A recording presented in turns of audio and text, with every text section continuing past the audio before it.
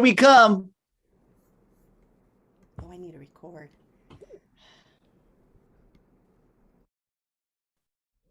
Got it.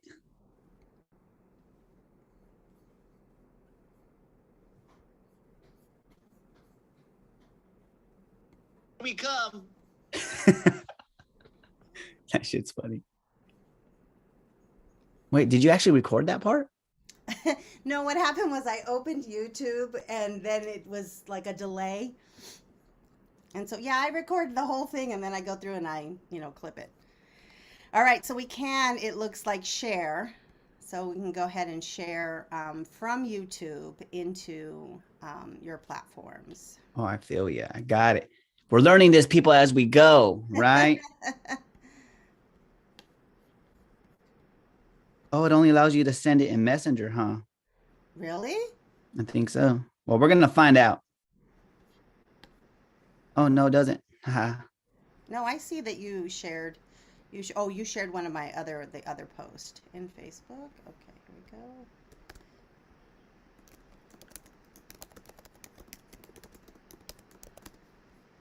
We're gonna get this shit sooner or later. Oh, I had a typo there. Have to go in and fix that.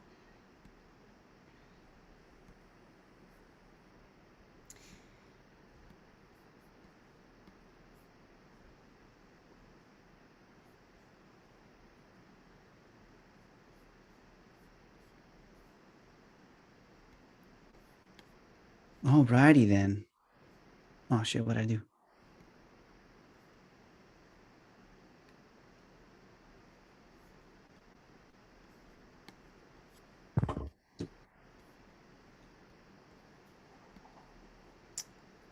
Hold on.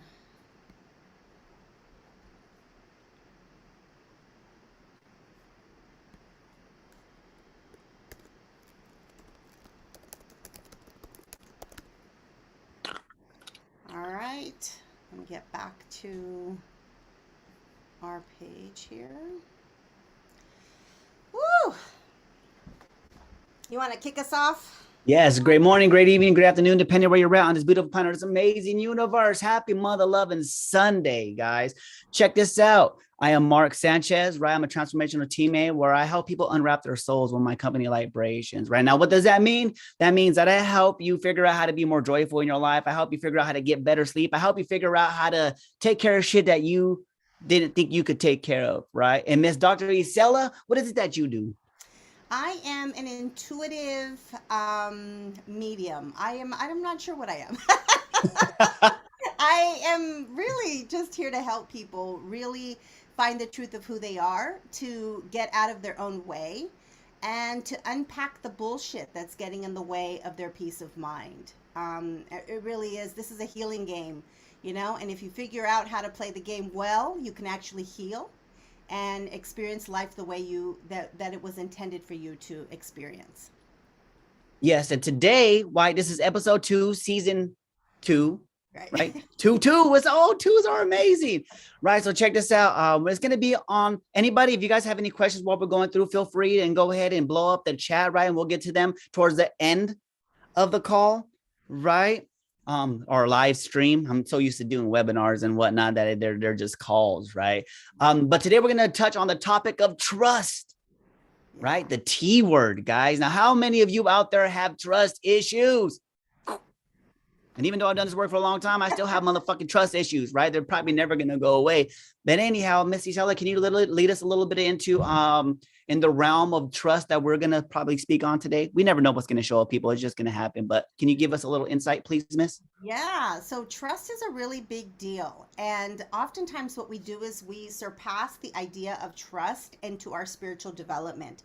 But trust is a core element because if you really want to learn to be trusting of the universe and trusting of God, you actually have to work at trust at the level of your awareness. And so, what I mean by that is, look at your relationships.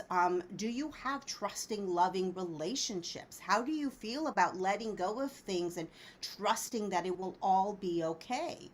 That it will work out not just okay, but in a way that's remarkable.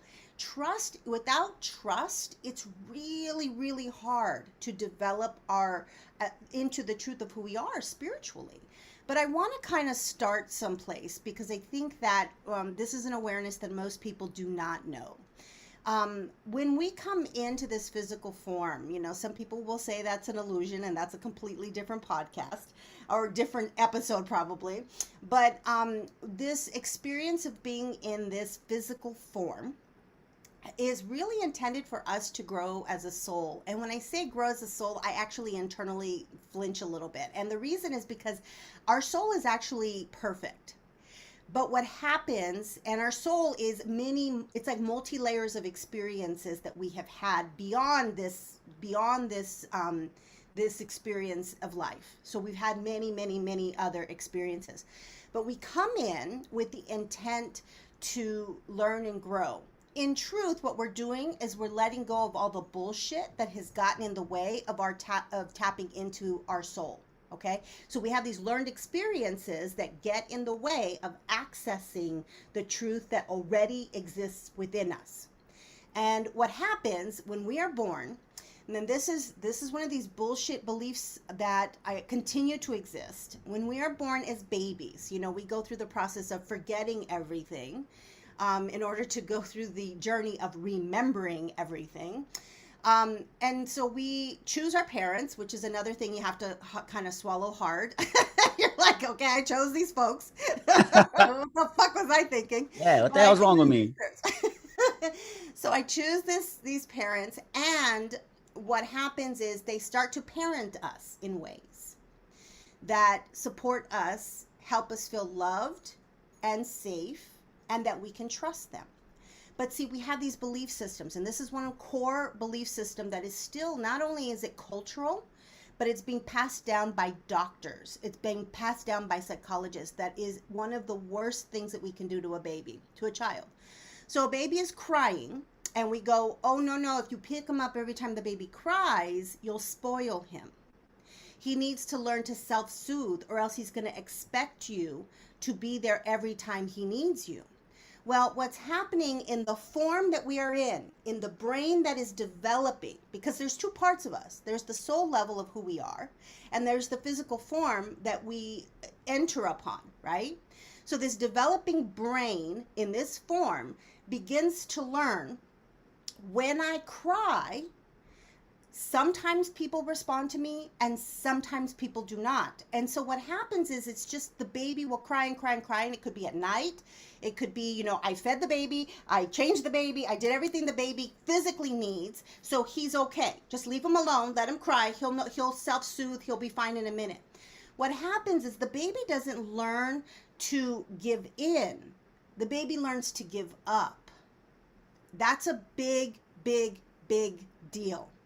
Because in our most formidable time, as our brain is developing, we begin to learn that the people that surround us may not consistently respond to our needs, and we become less trusting of them.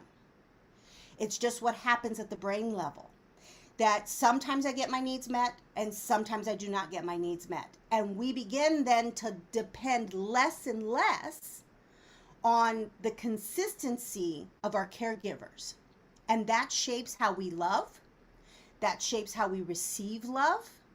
That shapes how we perceive others in our relationships. And this is formidable. This is the first few years in life that actually extends out the entire course of our lives. So without even being consciously aware of it, if your family responded that way to you as a baby, then there's a high likelihood that there's mistrust in the relationships that you've had, or that, boy, you trusted until that moment, and after that you're like, fuck that, I'm not trusting any longer. And so it starts not just in the relationships that we form, it starts at that very beginning. And that's part of the undoing that we have to do. So what I'd like for us to do, just having that information, we've all had our journeys around trust. And I have to tell you, I know more people who are mistrusting than who are trusting. What is your relationship with trust, Mark? What's been your journey around trust? Wow. now that I kind of know where now having a little bit of background of how it was developed in the brain, right? It's like, holy smokes. First off, I like to say thank you for letting me know that I'm fucking perfect, right? Everybody, you're out there, you're perfect, right? It doesn't matter what anybody says. And people that have an issue with being perfect, well, guess what? Go do some shadow work. Right. Watch the last episode if you have an issue with me saying that shit. See, I knew it my whole life. I knew deep down inside of my core I was perfect in some way, shape, or form, right? But the church tried to tell me that I wasn't. Fuck you, church. I'm just joking. Kind of, not really. Wink, wink. But anyhow, wow. Trust issues, right? Now, this we could go in so many directions, right? Why don't you pick one for me real quick and I'll elaborate on that. All right, so let's well, I think one of the things that happens when we are unpacking our experiences is we've got to land in our home life. Mm-hmm. And so how did trust play a role or mistrust Okay. in your early experiences of life as you can remember them? Okay, cool. So let's start with my mom, right? Okay. Yes, mom, we talk about you again. You know, I could trust and believe that my mom was going to be there all the time, almost no matter what, right? She catered to us almost hand and foot, right? And so that was a really good thing for me to have that parent figure. Now, my dad, on the other hand, that mother lover was married to the streets, right? And he had a bunch of other things to attend to, right? Hence, what put me in the mode of not being able to trust women later on in life, right? But also with my mom, I could trust that she's going to be there, but I could also trust that if I did something wrong, she was going to let me know. And the way she let me know was by a death look, right? By a slap to the face. That's where I got my ninja skills. I'm so fast and I haven't been sucker punched in a long time. Why? Because my mom would just come out of nowhere, right? So those two things on a level of trust, right, are two very same parent, two different levels of trust, right? So my mom allowed me to feel safe and secure, Mhm. right? Growing up, I always knew she had my back, believe it or not, right? I could trust and believe that somebody said something wrong to me, looked at me wrong, especially like one of her boyfriends, right? Or another parent from like playing sports. My mom would be quick to jump up and pop off at the mouth or throw her hands, right? She had no problem protecting us like a mama bear should, Mhm. right? But on the other hand, on the other flip side, right, she would make sure that we understood that if she whistled, right?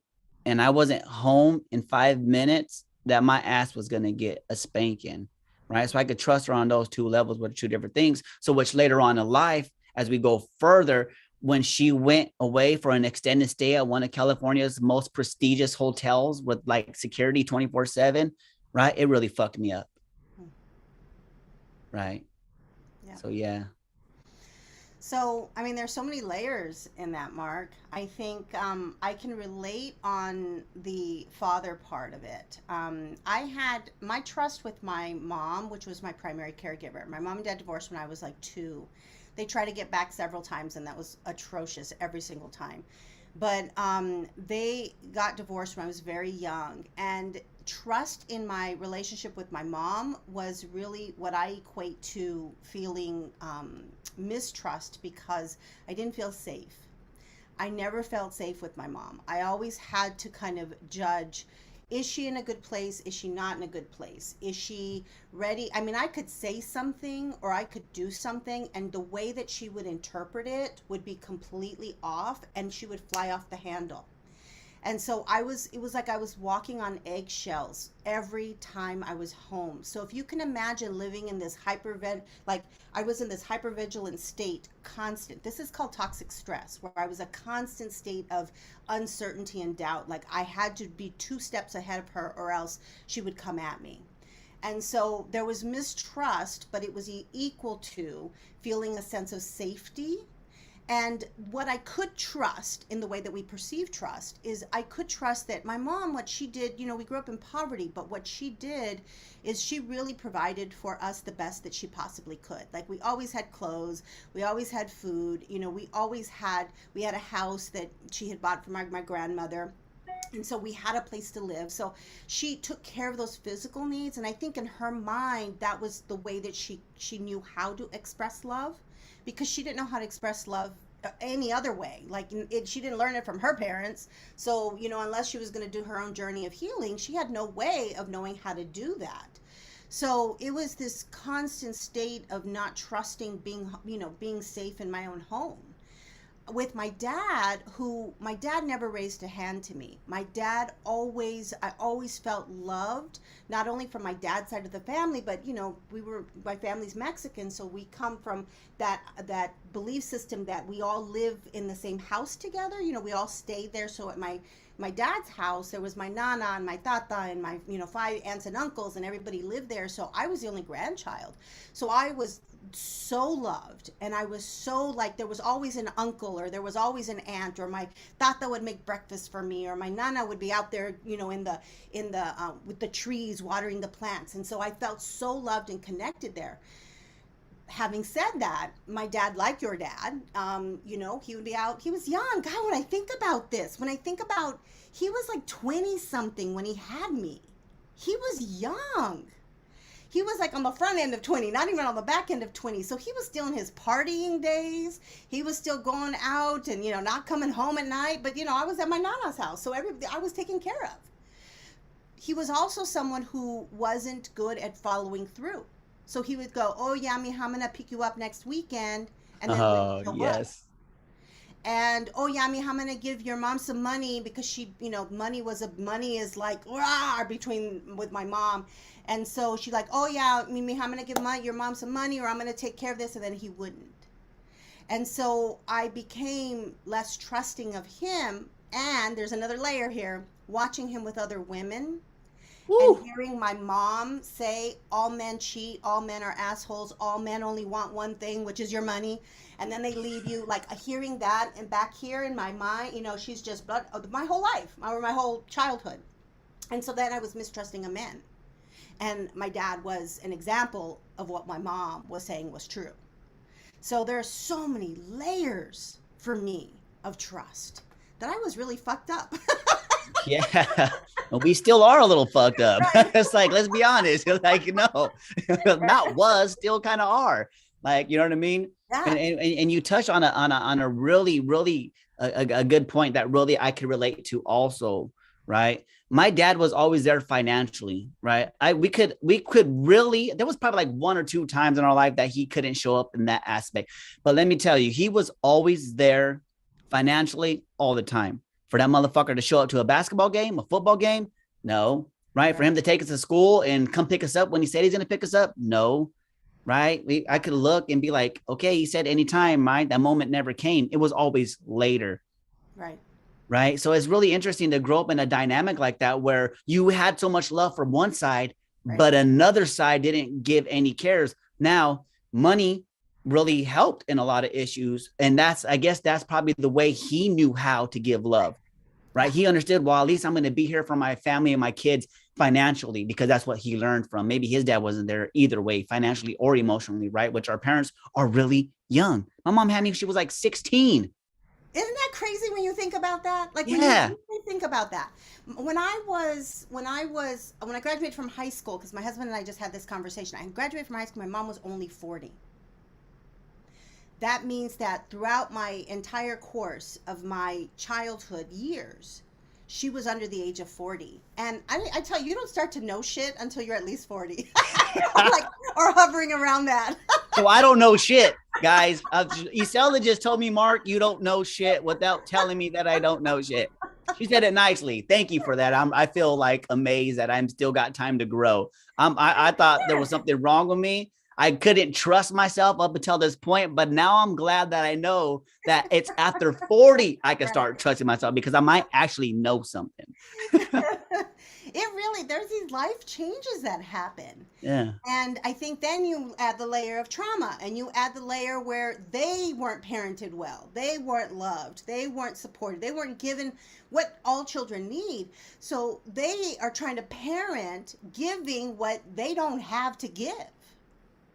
And so now I see it. And when I'm really reflective of that, because I'm an older parent, my husband and I waited 18 years to have our daughter, because I didn't want to fuck her up. That's the truth of it. I needed to make for damn sure that I wasn't going to repeat the cycle.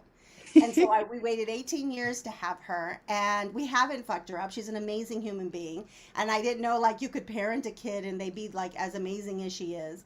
Um, but it's one of those things that when I think about how old they were at the time, and again, their own bullshit that they come into parenting with, their own issues, their own not being able to trust, their uncertainty. Not, I mean, it's like it it's hard.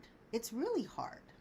I could only imagine, right? So now let's fast forward a little bit, right? So we kind of got a base of what our parents were like and what we think they did to us, right? So trust issues, dad there not being there financially, fighting over money, dad being out with a whole bunch of other women, making us think the opposite sex is horrible or vice versa, right? Mom loving you, grandparents loving you, but dad's out, right? Let's fast forward into about our teenage years a little bit. How did that translate over into that for you from knowing where we went to where we are now, kind of like in our, let's revisit our teens a little bit. Ah, so I was always in a long-term relationship. You're one of those. Uh-huh. Like I had I was went from one relationship to another. So I was with somebody from like freshman year all the way to junior summer before senior year, and then that's when I met. No, I didn't meet my husband. I met my husband who was 14 when we were 14, but we didn't get together until we were seniors. And there's a moment where we saw each other and we both remember. If you ask him today, he can describe to you exactly what I was wearing that day. Isn't that Ooh. crazy? There was a moment, and we were friends before then. We were like we didn't hang out, but we knew each other, and since we were 14, and so but I was with one of his friends, kind of. They weren't tight, but they kind of all hung out together, and so I was one of those that jumped in relationships. But I'm going to sidestep here because wasn't very good at trusting. I was constantly, what are you doing? Where are you going? Like I was totally mistrusting of the relationship. I was always waiting for the other shoe to drop. Like I didn't trust that a relationship would actually last. And it was funny because recently my daughter wanted to write a note to someone, like the way we did in the 90s. And so I pulled out a bag. My husband saved all my notes from high school. Oh, So wow. we have the notes I pulled out. I'm pointing over here because they're actually over there. But I pulled them out because to show my daughter like how to fold them. And so I pulled out a note, and it's funny because even in the notes, I was like, "Oh yeah, we'll make it like maybe a little bit past high school. This is not forever. We'll never stay together." Like I was totally in my mind that I'm just waiting for you to cheat on me. Like I'm just waiting for you to do some shit to fuck this up because men do that. So I went into a relation. I went into my marriage that way. I went into my marriage expecting it to fail. And I said to him, if we make it to 10 years on the day we got married, if we make it to 10 years, then we'll have an actual wedding because we got married at the JP, the Justice of the Peace. And so I went in thinking that, he was going to do something to fuck it all up. And so in high school, I was in relationships but I was mistrusting through the entire thing. And even with friendships, I was mistrusting of people. It was like I couldn't trust that they actually were good friends. I was like waiting for them to backstab me or waiting for them to talk shit about me. Like I just saw through that lens. What about you, Mark? Oh, man. Opposite. Like I didn't get in relationships, right? I had a bunch of friendships. That's what I like to call them. They were, you know what I mean? I seen what my dad did, right? And then I seen how my mom did, right? And I thought to myself, why do I fucking want to be in this type of shit, right? Like I just don't want that. Where are you at all the time? What are you doing all the time? Like my dad got a wife when I had a girlfriend, and that was always like that. And that was like, this is crazy. I don't want that shit. Right. And then I noticed too, remember, I think I talked about this before. That's why I had to apologize to a lot of women. Right. When I was younger, when I was nice, right. Nice guys finish last. At that moment in time, it was really true.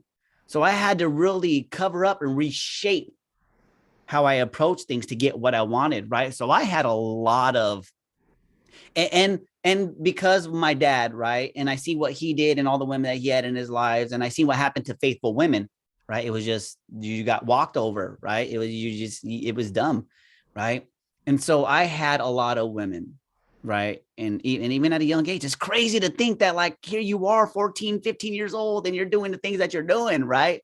And that just really solidified what I thought about women, right? In music, you hear it, ain't no fun if the homies can't have none.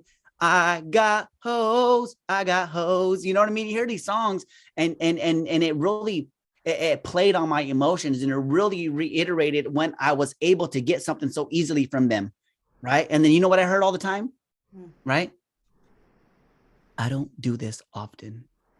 Really? I heard that so many times. So either all these women Really? were lying, right? And I just won the I don't do this lottery. Like I wish somebody just handed me $1 million for every time I heard that shit, right? Or maybe they weren't lying and they really did. And I just had some magical fucking power that just made them trust me, right? Like, why would you trust me? You hear what these other people are saying, right? But you know what I mean? For whatever reason, it was just like, it was simple for me in that realm after I changed the way I approached it. So let's talk a little bit about that because I'm very curious about this. See, I have the nice guy. And I think, and I do, he was quiet. To me, he was quiet. He was quiet, laid back. Just, I have the nice guy. I never was attracted to the bad boys. I think because I was the bad, I think it was a role reversal. You were the bad one. Right. But so did you did you reshape how you like yourself so that you could be more or less kind, less nice, less of those things? Because I know I've seen girls and women look for the challenge. Yeah. I think it's because I didn't make myself so available. Ah, it Right. They changed. knew from the beginning, from the get, and I still have this issue today because it's my recent relationship kind of went down the toilet because I started like this. No expectations. Right? I'm looking to have fun and I'm looking just for this. Right. And then I guess it's just some psychological thing that people think, wait a minute, I'm going to be the one to change his mind. I'm going to be that one. And there would be times where girls got close, but only because they were crazy. Right. Because they were like, if he doesn't do it, I'm going to force him. Right. Right. And I've had these crazy women like that come into my life, but I think I kind of created that for myself. One, because I didn't want anything serious. So I kind of generated that. So the ones that didn't want anything serious were attracted to me because that's they know we were just having fun and they were hoe bags, right? I was a hoe bag. You can't believe, you know what I mean? It's like, why? But in that time, it was okay for me to do it, but not okay for them to do it. Right. So I created that, right? I think at some basic level, I understood marketing, supply and demand, Oh, isn't that interesting? right? And it tripped me out because it took me to see my dad. It took me to get rejected so many times to say, wait a minute, what am I doing wrong here? Okay, stop there. Stop there. Because so I find this really fascinating, and I think we're sidestepping a little bit here, but this is a conversation I just had with my daughter. So my daughter, she goes to school that there aren't a whole lot of boys. There's mostly girls at this school. Now she's gonna have a very different experience in high school. She just finished 8th grade. And I saw like a bunch of middle school when she was in the middle school ages, so 5th through 8th grade. There were the boys that were there. If they crushed on Gia, who was my daughter, if they crushed on her, and she kindly would reject them, she would kindly say, "Oh, I really, I'm not ready for any kind of relationship. I'm too young for that. We're just gonna be friends." It's just she hasn't really liked anybody in that way. And I thought, Gia, I wonder if like when you're in middle school and you're shorter than everybody else and you're like not like you're haven't kind of stepped into yourself yet, you've got that awkward teeth thing going on. You're just kind of frail looking. The girls are taller than you. And then you shoot, you're rejected, rejected, rejected, rejected, rejected. And then you shoot up and now you're starting, because boys tend to grow a little at a different pace than or boys and girls grow at a different paces. And so then you get into high school, even 2 years into high school, and then it's like I was rejected all those times. So now I'm going to come at this at being more of an asshole because the nice guy didn't work. And I wondered if there was any truth to that. In my situation, yes, Right. it was, because I didn't look any different. I've looked like this since I was forever, right? Like, you know what I mean? And I think at some point, because I had really great friends that were girls, right? So I understood, wait a minute. So I could get friends, and being in the friend zone is amazing, people, right? Just a side note again, being in the friend zone means you get to test drive the car to make sure you really like it, right? And not only that, the friend zone allows you to have a whole bunch of other friends enter the zone, people, for real. Let me tell you, it works. It's like a numbers game, right? And that's a whole other story, right? This is all about the packaging and supply and demand, right? So when I realized that, wait a minute, being nice didn't always give me what I wanted, right? Because my mom used to be nice to her guys. No, my mom always had nice men in her life that would always, she'd have them eating out of her hand, right? She just had that skill set, right? Maybe it was her fucking hazel eyes, light skin. I don't know. Maybe because she was a bully. She was the bad one, right? She was the one that learned supply and demand, right? That's where I remember where I learned it from. Because my dad was like everybody's, right? My mom wasn't. Mm-hmm. So to be able to see that and be like, wait, this doesn't work. This is how I got to do. This makes them come back wanting more, right? It was like a psychological thing. And then once I learned that, because I think I talked about my cousins doing the same thing and saying, wait a minute, you don't treat these women like this. This is what they are. And I'm going to show you what they are. And then listening to rap music and then seeing what my dad's doing and then seeing what my mom was doing with the nice guys. The nice guys don't get nothing. My mom just mean to them anyways. It's like, wait a minute, hold up. Let me see if this works. And it did. Right. And then that opened up a whole door of trust issues later on. So speak to that. Like what as you moved into more, because young behavior, you know, that I think that happens, and I think we see that a lot with our Gen Zs. It's what I call the hookup culture, and I think less women are less connected to this idea that if I have sex with you, that we're going to marry and live happily ever after. I think that it's interesting, and I think many people in this generation are also exploring gender and sexuality in ways that we haven't historically. So it's a new experience these days. Now, in your case, given your early experiences, fast forward now, where does trust play into relationships and even with friendships and more than friendships?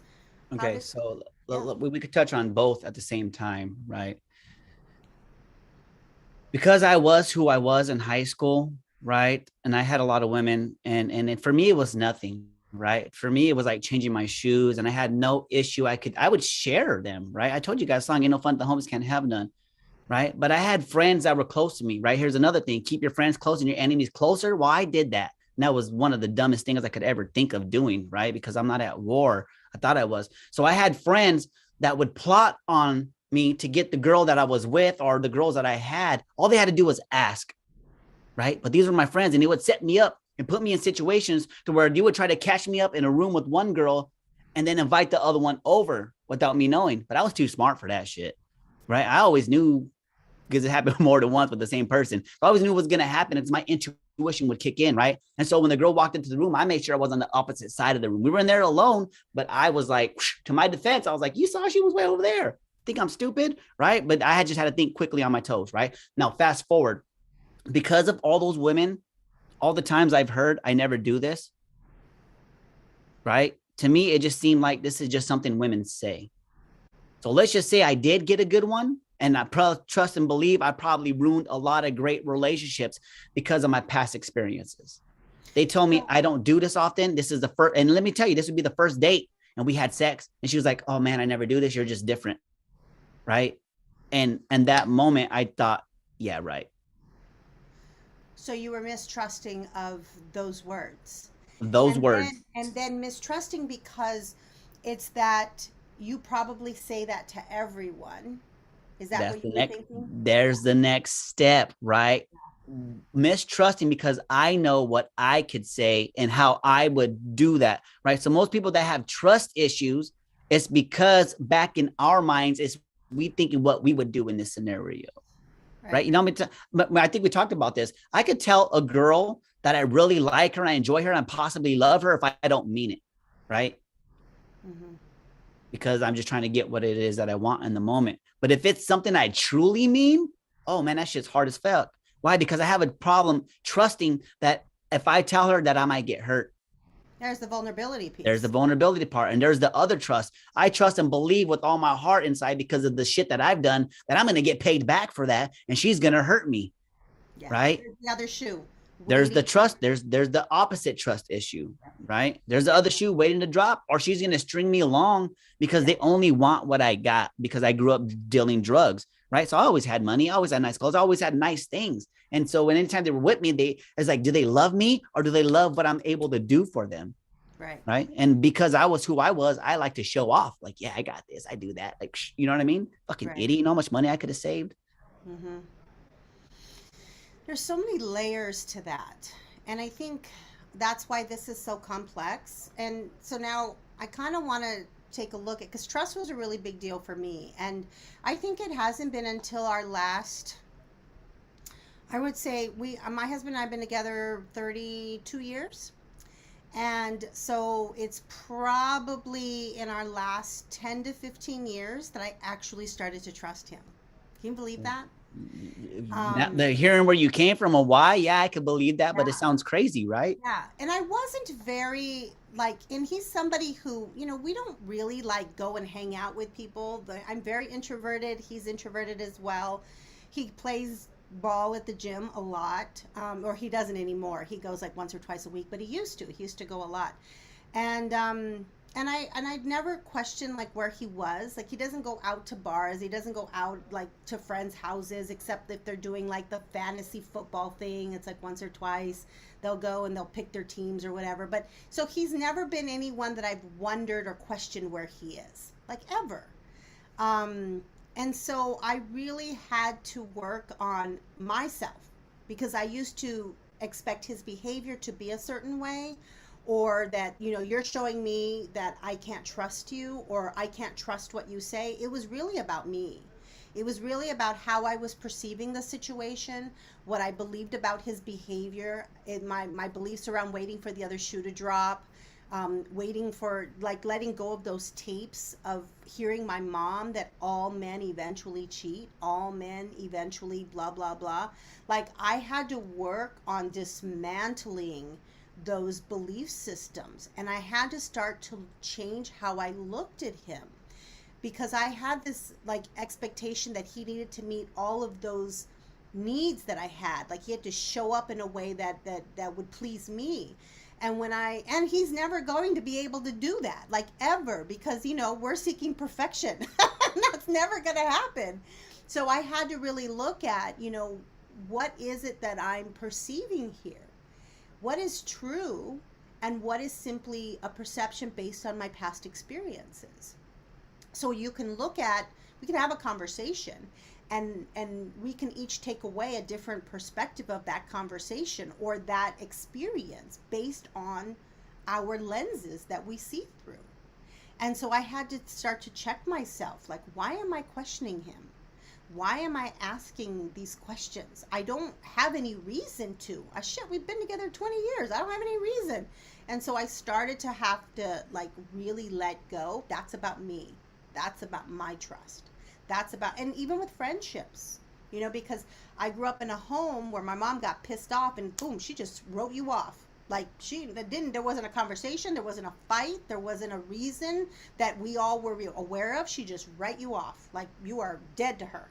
And so that was easy for me because that was kind of what I grew up with. So when I was, even with friendships, if somebody pissed me off, because I remember I had a best friend from like kindergarten to maybe fourth or fifth grade, but she was demeaning to me.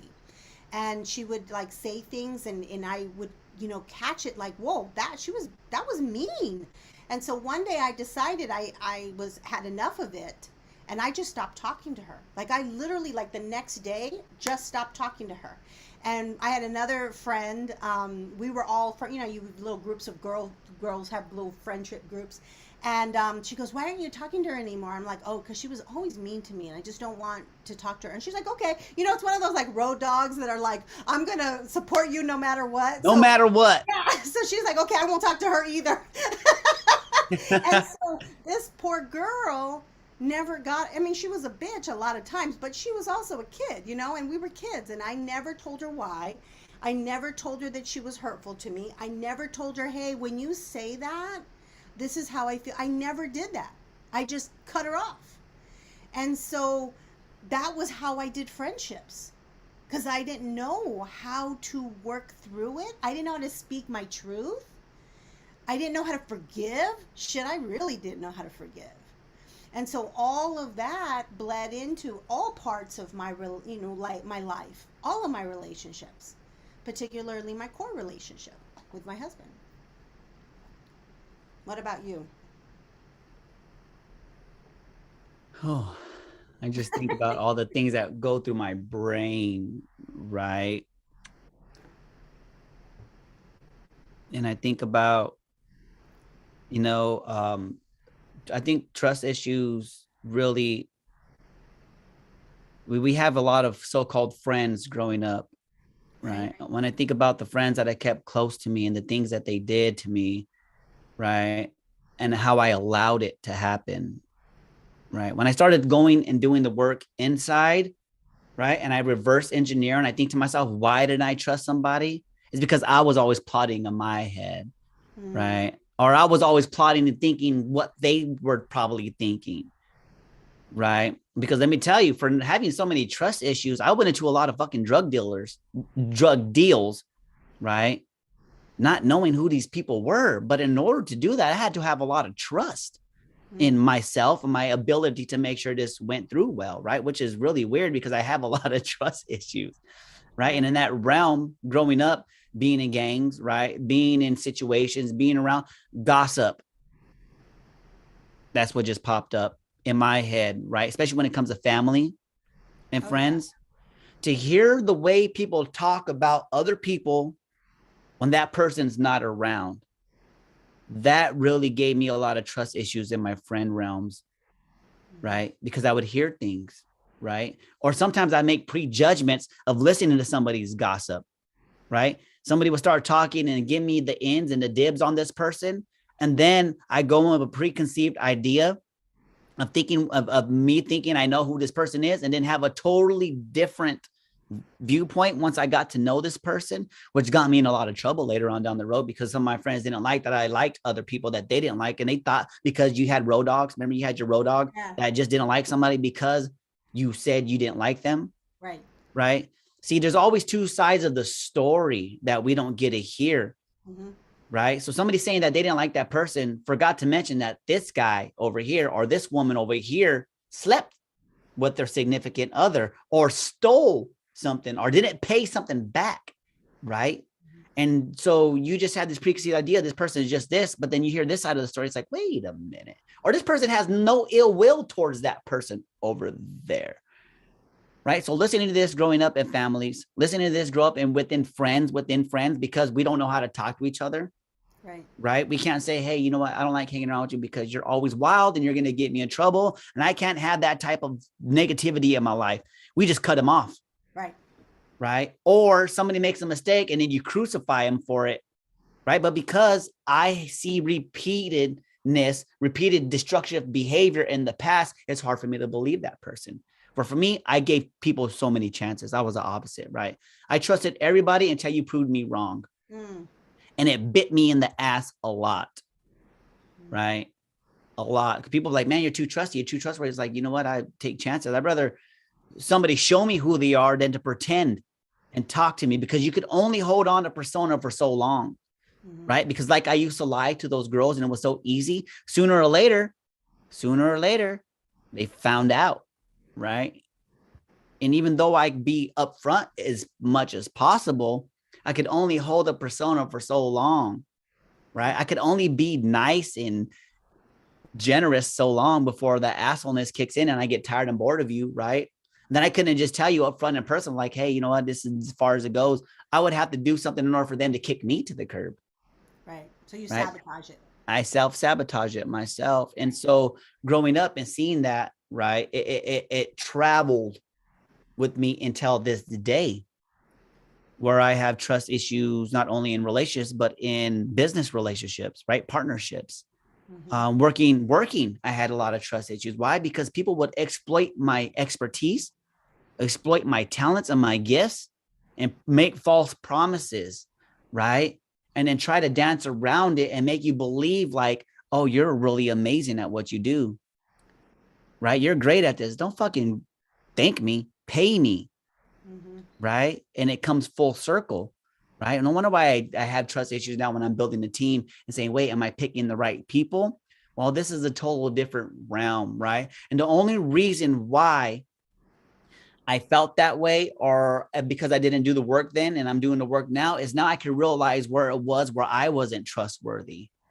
So Hmm. all it is a reflection of my untrustworthiness, and others are showing up to show me that, like in the shadow, right? We talked about the shadow last week, and that's how it showed up until this day. So when I have issues that are rising to me, I'm thinking to myself, why am I questioning this? Why am I questioning her? She didn't do this to me. Like the person over here did this to me, but did I have a play and a part in that? Right? This is a brand new person, a totally new situation. And it's like people coming back from the past, coming back in, right? That I have some of those issues. Like, wait a minute, what is it that you want? But if I could become a different person, I could be sitting here telling these stories vulnerability wise. Why can't that person do it? Right. Hmm. But I still struggle with that. I have some friends that are re entering my life, and I'm still like, got a little bitter taste in my mouth. Yeah. Right. Yeah, I think about this in terms of now if we guys kind of see this on a continuum. Now, when we think about how we trust, because I think it comes from like the same place within us. So whether you were talking about your business relationships, it's like trust within the business place, right? Or in the business relationships that we form, trust within our relationships that are personal, trust that are in our intimate relationships. I think it's all from the same seed, right, within us. Yes, And definitely. and so I think it kind of, like I said, bleeds into all of those experiences. So now when we're looking at our spiritual development, this was a really big struggle for me because I first off, I had to let go of how I prayed because, growing up Catholic, you're praying from a place of, God help me, I'm helpless completely. And Helpless. yeah, it's like, please, please, like a begging sort of thing. And then when I realized that I have to kind of put out the way the law of attraction way works, the way it just kind of is in the universe. It's like one of those universal codings. What you put out, you're going to have those experiences show up for you. So it's what you were saying a few moments ago about being mistrusting in relationships. You had people that would show up and meet that expectation, right? And so I started to sort of understand how this universal coding system works. And so I had to let go of how I prayed, and I had to let go of, well, let me tell you another like side thing, not only how I prayed, but that when I would pray or when I would, talk to the universe, or even when I was trying to manifest things, it's like you put a request out there or a worry, let's say it's a worry, right? And you ask for support, you ask for guidance. Again, that's from a place of asking, which vibrationally isn't as high as appreciating what you have. But what happens is you put this into the universe, whether it be by prayer, out loud, in meditation, whatever works for you, and we request support, guidance, have gratitude for it, but then we pull back and we hold on to that fear around it. So let me kind of make this a little bit clearer. I see every time we put a request, want to manifest in our prayers, however you do it, it's like riding on a balloon with helium. So you put it on this balloon and you release it. But if you are not trusting of the universe, if you're not trusting of God, if you're not trusting of your ability to create this experience for yourself, and I say yourself being as the collective, you pull back that string And so even the balloon is trying to go into the universe, right? And you're holding on with in desperation, like I can't trust that it's actually going to happen. And then we wonder why we're struggling with co-creating or creating the life that we want. We wonder why we keep getting the bullshit experiences to help us learn and unlearn our beliefs and values that are getting in the way. It's like it's because we won't let go of that damn balloon because we are mistrusting, and we take it back and we worry about by worrying about it and by trying to figure out, oh, why isn't this working? Well, because you didn't trust to begin with. It's a really big deal. Very big deal. And as you were talking, as you're speaking, right? And I reverse engineer my life. And I look at the things I was able to trust. I would trust that the universe would send me every roadblock in the world, right? I always knew that when it rains, it pours. That's a Right? good one. Yeah. That is a good one. That's a big one, right? Because this is something we were indoctrinated with from those that came before us. Things couldn't just always go so smoothly. And guess what happened in my life? Things didn't go so smoothly, right? I couldn't trust women. Guess what? I got the untrusted women, right? I couldn't trust that I was going to be taken care of, right? When my mom went away, all that trust that somebody that loved me so much was able to disappear just like that, and I couldn't do nothing about it. Wow. It's like the ultimate betrayal, right? And through my whole life, I figured if my mom could do that, right? Who else can? And I would abandon myself. And every situation that could show up that was horrible and horrific happened. At the same time, I made it this far in life without anything specifically dangerous or getting locked up happening to me either. So on some level, I had some angels, I had the universe, I had spirit guys saying, wait a minute, how many times are you going to have to get out of these rocky situations to start trusting yourself? So when I switched from that, right, when I switched and looked at it like, oh my gosh, prepare for the worst, hope for the best. When I just stopped preparing for the worst and started just prayer, right? Prayer, asking, searching, writing on a helium balloon, plus motion, understanding that, wait a minute, I have some way of playing into my miracles. Prayer plus motion creates miracles, right? So I no longer wrote on the helium balloon and let it go up and just held on to it, right? I let that motherfucker go up. And then I decided to look around and say, where are the signs at? They're showing me in the direction I should go. And then I go and get into motion, right? And then when getting into motion, it's a miracle that I am here today with Miss Isela on this podcast. Guys, I asked for help. I asked for the team, right? And then Isela shows up and says, hey, would you like to do a podcast? And I was like, fuck, I know nothing about that, but let's try it out. And I was able to trust this partnership and let go of my belief that somebody's trying to exploit my talents, which I didn't know I had at the time, right? I kind of had them. I kind of believed it, right? And then to sit here and have 2 seasons and we're number 2 into the second, it's like, whoa, game changer, people. And now I'm not saying that my total trust issues are gone, right? However, I am able to carry myself in a different way that allows me to create those types of relationships and those trusting, giving, caring, compassion relationships that I've also thought were elusive to me because I changed the way I think. I changed the way I feel. I changed the way I treat people. I changed the way I go into it. Instead of thinking, oh, this fucker is going to stab me back, I think about, wow, how many ways can we create from this place of authenticity? And if I have a reason to say, hey, this is not working out a proper way, I could approach this person and say, hey, we might need to change this.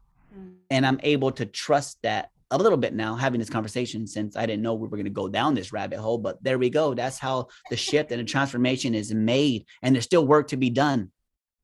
On my level, at least I know, right? Yeah. And how does this kind of wrap up for you? You know, I think for me, the trusting has been also trusting myself.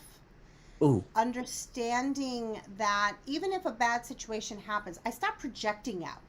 And I don't do it perfectly, but I really work at not projecting out. And so what I mean by that is, let's say, first off, I tend to bring people into my life who are in alignment to some degree with what I want. I do tend to draw people to me now because of how I show up.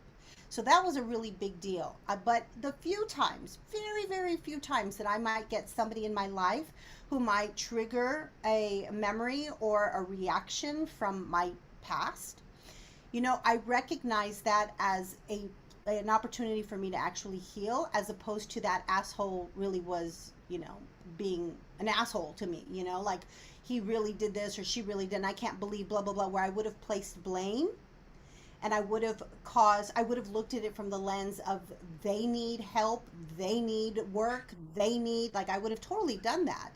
Instead, I go, I'm wondering why she showed up for me.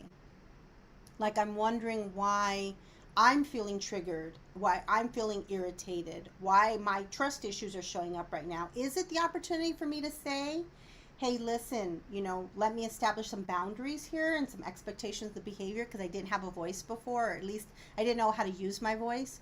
And so it maybe that's the opportunity where I get to now say these things. Or maybe it's that I still have some healing to do around trusting relationships, and that, so I have to figure out why she showed up for me and why I'm responding in this way, which is very different than somebody coming into my life, fucking things up, saying things that I don't like, and they're gonna da da da da. And so now I recognize how I really am a co creator in this experience that I am having, and that nothing is by accident. So when things show up for me, it is for my learning.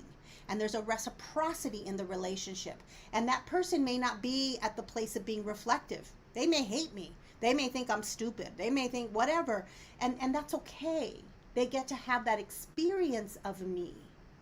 And I get to choose how I'm going to interpret the relationship, the experiences, and I get to work through my own issues, if I still have those that are showing up for me, to heal. So it's very different for me now. Yeah, I could see it. It's probably different in the both of us, because in a sooner time, right, this wouldn't have been possible. Right. I wouldn't have been able to trust myself to speak my truths, vulnerable, live on YouTube.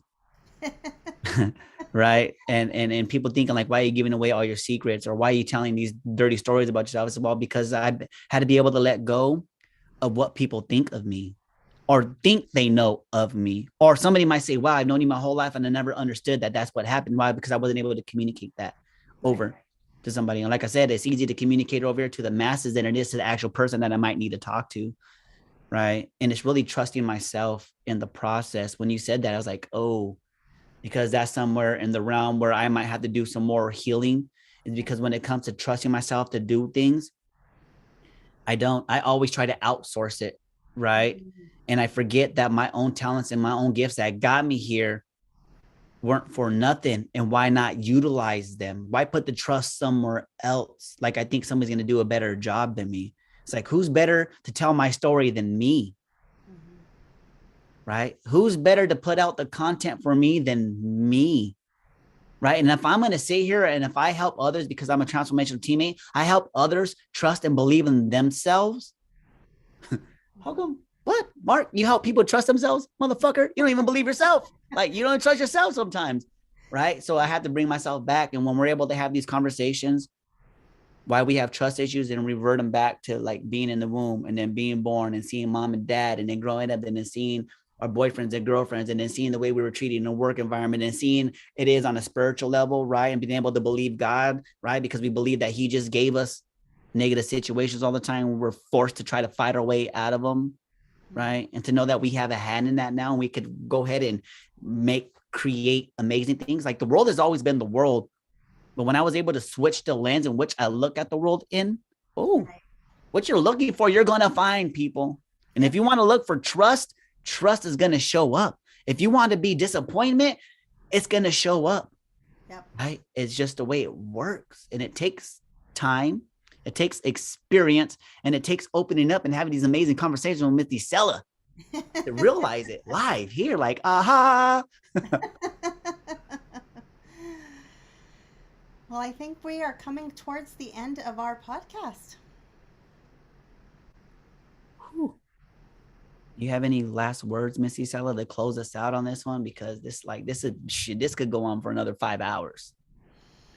Yeah, I think, let's see, if I had any advice around or anything to say about trust, I think we really do have to get to the core of why we are mistrusting. And oftentimes that comes from our beginning relationships, because it is a seed. It very much feels like a seed, and what I mean by that, it's like that's where it was initially planted, and now it's growing into and it's moving into all of our relationships. And so when we can get to the core of that, to just understand where it comes from, and then the real work is about inner trust. It's like, okay, I recognize where that came from.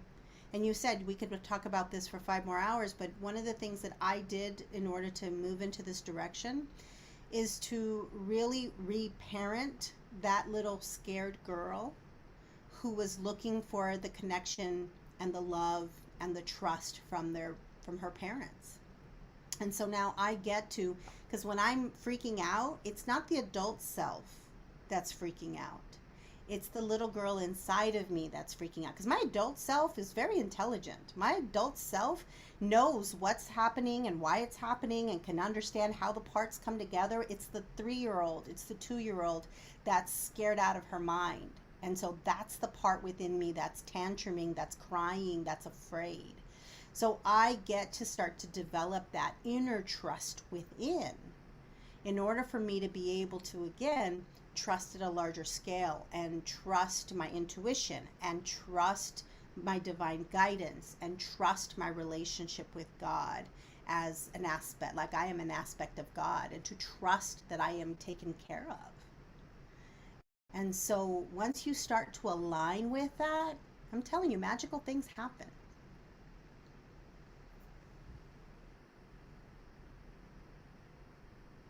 Whew. And on that note, thank you guys very much for tuning in to Brown and Spiritual AF episode number 2. We look forward to seeing you in the next one. Once again, I am Mark Sanchez. You can find me on um, Instagram, Mark_my_magnificence. And I got some really cool things coming for you guys here pretty soon. I've been creative thanks to me and Miss Isela getting together and having these like live breakdowns of how we integrate what we're learning, right? And Miss Isela, how can they find you and what do you got coming up next?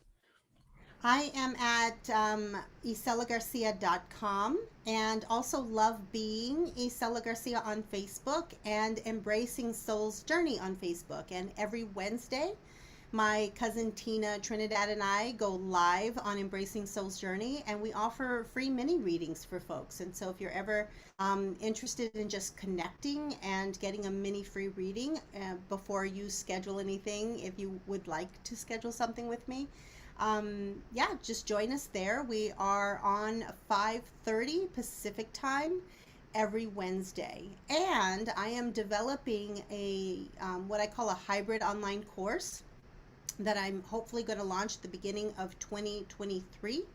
And I will provide both virtual experiences, and so you'll meet with me for one-on-one coaching, and you'll meet with the group, and so that we can support one another.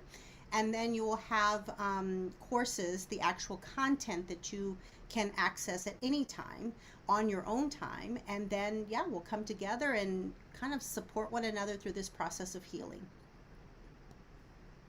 Woohoo. Well, that's a wrap. Thank you very much for tuning in and see you in 2 weeks.